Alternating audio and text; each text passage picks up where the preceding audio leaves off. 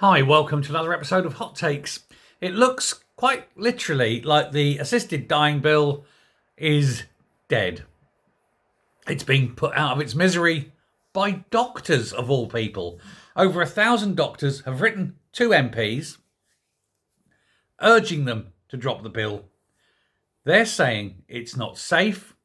They're saying in principle they would agree. In practice they will not. And the reason they're saying they won't is because the judicial review process of it has been removed. And they will not perform any kind of, I suppose, operational treatment. I don't know what you'd call it. But they will not assist with end of life unless there is a judicial sign-off. Because otherwise it could open them up for prosecution for some serious crimes later on. And so if they have it, done and signed off by a judge, then it is legal and they are absolved of all responsibility.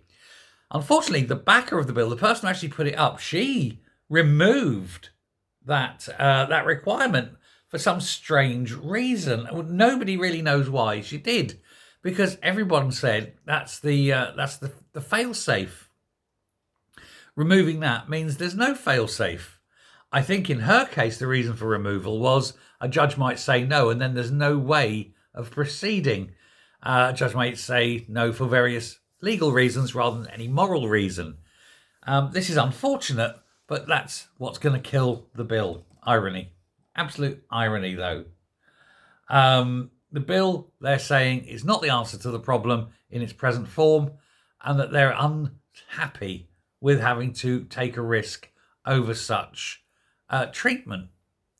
So if they want to proceed, they're going to have to put back the judicial part. But of course, the MPs can't. They didn't back the bill. They're not the ones who introduced the bill. It can only go via the introducer.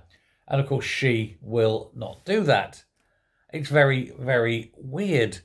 Nobody knows why, but Professor Colin Rees, member of the Royal College of Physicians, said it was the single most important piece of healthcare legislation in 50 or 60 years. But alas, it has not come out the way that they wanted it to. And it is weird. Why would you do the things you're doing? So there we go. I don't now think that this will go through. That's going to upset a lot of people, but it's going to please a lot of people. But I think it's one of those where if the legislation was right, it would be okay. The legislation is not right, so it can't. I'm actually on with the doctors. Put the judicial review processes back into it, because without it, it's too dangerous. Thanks very much. Bye.